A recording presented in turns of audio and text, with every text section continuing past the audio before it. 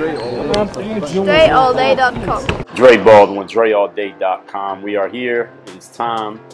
We are into the conference finals and NBA playoffs. And what has been a kind of a melodramatic NBA playoff so far. Haven't had a lot of 7-game series. None of the second round series was very competitive, at least in terms of wins and losses, maybe some in the games. But we're going to start talking about the Eastern Conference. So let's get right into it. Let's first talk about teams who were eliminated. Looking at my predictions for the first round, I thought the Wizards may be able to push the Raptors to 7. They weren't able to, lost in 6. That was somewhat predictable, even though I know Toronto has been kind of shaky in the playoffs, especially when it comes to not finishing off teams they should beat. The Wizards need to just get a better team. I mean, they've rolled that same team out there for a couple of years now. They need a better big man rotation. They need some more athleticism and shooting on the wings. Wall, Beal, Otto Porter, I like all three of those guys. They need more people around them that's going to make that a rounded out team. What they got right now ain't doing it. The Miami Heat against the Sixers, the Heat play tough. The Heat play hard. They are well coached. They got a whole lot of guys who are hard-nosed players. So I knew they were going to give the Sixers a fight. But the Sixers just had way too much talent for them. The Sixers, basically kicked Miami's ass, save for one game where D-Wade ain't dead, had a big night, pulled one out of them. They scored, what was it, like 28 points, and they won on the road. Miami with Hassan Whiteside, I wrote about him in the Daily Game. If you're not reading my Daily Game email, the link's right down there in the free stuff link. Hassan Whiteside thinks he should be getting the ball like Joel Embiid gets the ball, like Shaq used to get the ball. Hassan Whiteside just doesn't have that kind of offensive repertoire. And on top of that, he's got some attitude issues, which kind of was the red flag for him the whole time he's been a pro, which is why it took him some years to get into the NBA, because he had the physical ability. So the Heat need to figure that out, because they gave him $100 million and they still owe him more money. So they probably won't be able to trade him. So they need to figure that out, or if they do trade him, hopefully they get something back that's useful for them. They made the playoffs, so the Heat need an infusion of talent. They just don't have it. The guys they have are not bad players. They don't have any garbage guys, but they need more talent. They just don't have talent right now. I don't see them doing anything more than making the first round and losing pretty easily for the foreseeable future unless they get somebody different. The Milwaukee Bucks, I thought, had a chance to beat the Celtics in the first round, and they definitely did. They took it to 7 games. Giannis and Chris Middleton both shot damn near 60% from the floor in that 7-game series, which is ridiculous. Your two best players are shooting 60% from the floor, you're probably going to win that series.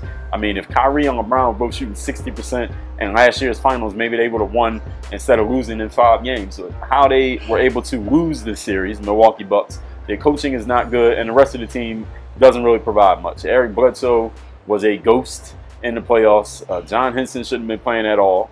And the Bucks just didn't have the personnel to really make it work, but they should have won that series. I feel they had the best player. Chris Middleton is nasty. I didn't know Middleton could play like that. I had seen his stats, but I never really watched him play. That guy can play. So they got those two guys. They need to put something else around that team. I don't know how they're going to do it, but they need to figure it out and figure it out quick, because when Giannis becomes a free agent and they ain't got it right, he will get out of there. So that's the teams that lost in the first round. Then we had the Sixers losing 4 games to 1 to the Celtics in the second round, which I thought the Sixers had a chance to win that series. But then when you get into the series, Boston Celtics coach Brad Stevens is, I think, as far as X's and O's and strategy, might be the best coach in the NBA. Because he basically took every weakness the Sixers had and exploited it to its furthest possible extent. He exploited the fact that Joel Embiid gets tired and put his bigs, Horford and Baines, on him. Just had him play physical. Joel got tired. He needs to get in shape in the offseason. So, I mean, everybody's been saying that. I've been saying it on Twitter. So they exploited that, exploited the fact that Ben Simmons couldn't really do anything if he wasn't able to get a head of steam going towards the rim. Exploited the fact that Philly's wing guys like Redick and Bellinelli could not guard Boston's wing guys like a Tatum or a Jaylen Brown, and they abused those guys, and that was pretty much it. Sixers had some chances to win some games. They could have won game 3 or game 4? Game 3 at home. If that Bellinelli shot had been a 3, they could have won that one. They could have won game 2 if TJ McConnell had stayed in the game. So there are a couple coulda, shouldas, but Boston had a better team overall. They played better overall. Their best players played better. And Brett Brown was outcoached by Brad Stevens. But Brad Stevens outcoaches a lot of people. So I'm not going to make that such a bad mark on Brett, but who knows if he's going to come back next year. He might not. Oh yeah, I forgot to talk about the Indiana Pacers and the Cavs in the first round. I didn't think that was going to be as much of a series as it became. The Pacers played hard. They had Oladipo was balling. Oladipo's nasty. Another guy that I hadn't really watched too much before the playoffs, and gave the Cavs everything they could give them. But when you got number 23 on the team, it's in LeBron James, you got to bail out. And LeBron bailed the Cavs out in winning that series. Otherwise, yeah.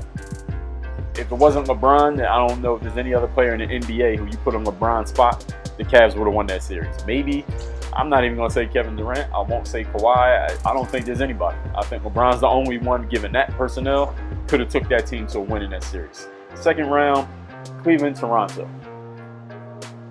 Raptors fans left comments when I did the Eastern Conference playoff previews that people are sleeping on the Raptors, people ain't respecting the Raptors this, the Raptors that.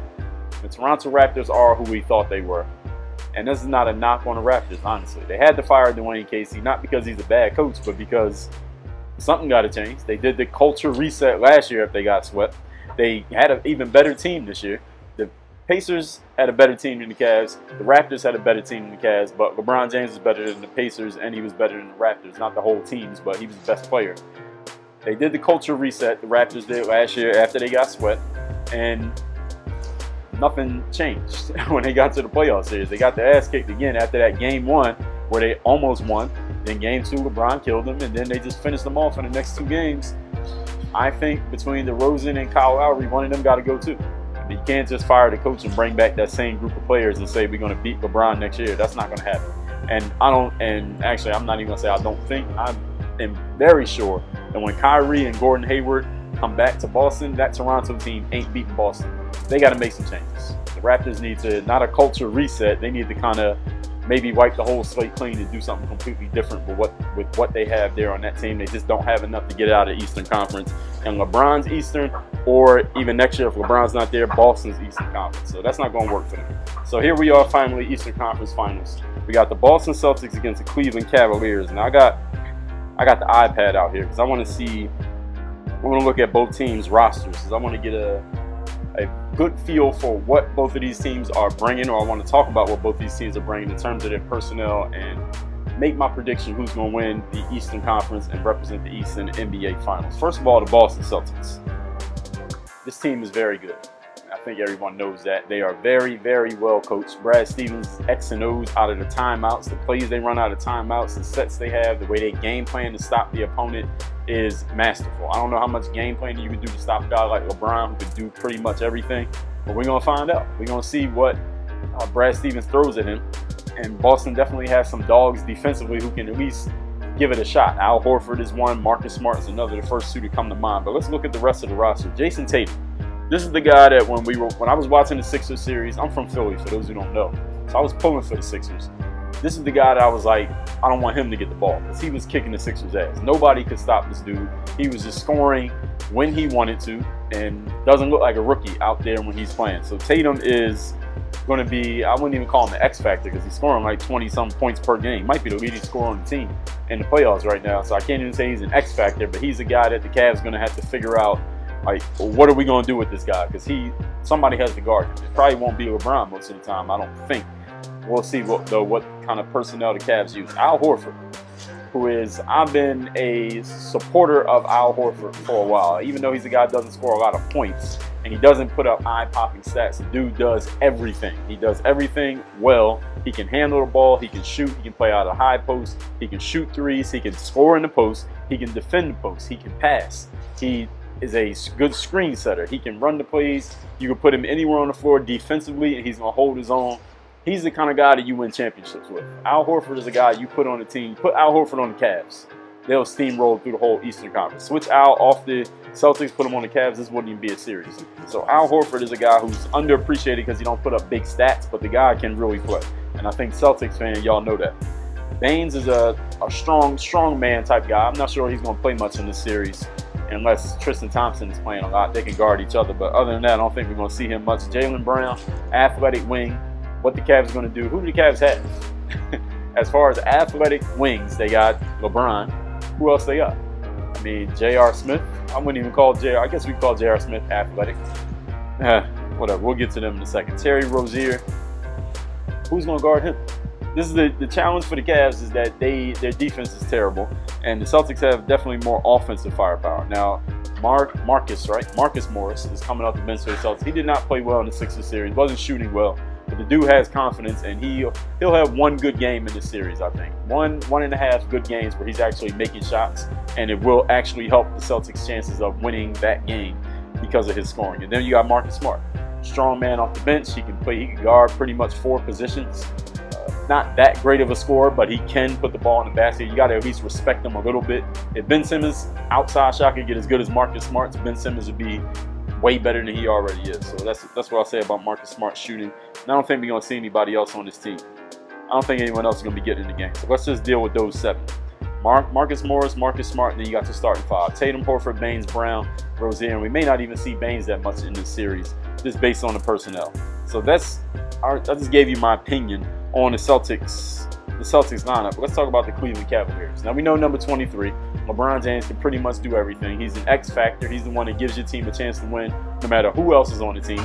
And looking at this Cavs team, this is one of the worst teams LeBron James has had around him probably since he was first in Cleveland.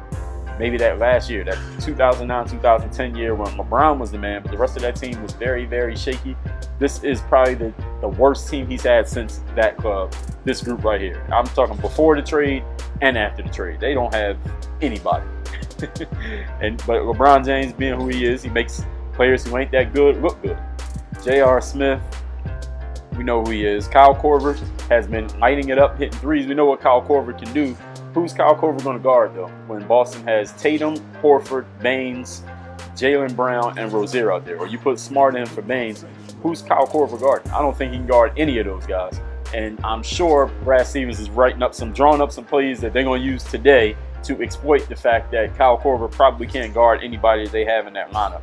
George Hill is good when he's playing. I think George Hill kind of plays in spurts these days. He gets injured every now and then, but if he's healthy, he can actually be a contributing player who he can guard from Boston's backcourt. Another question mark, I don't know.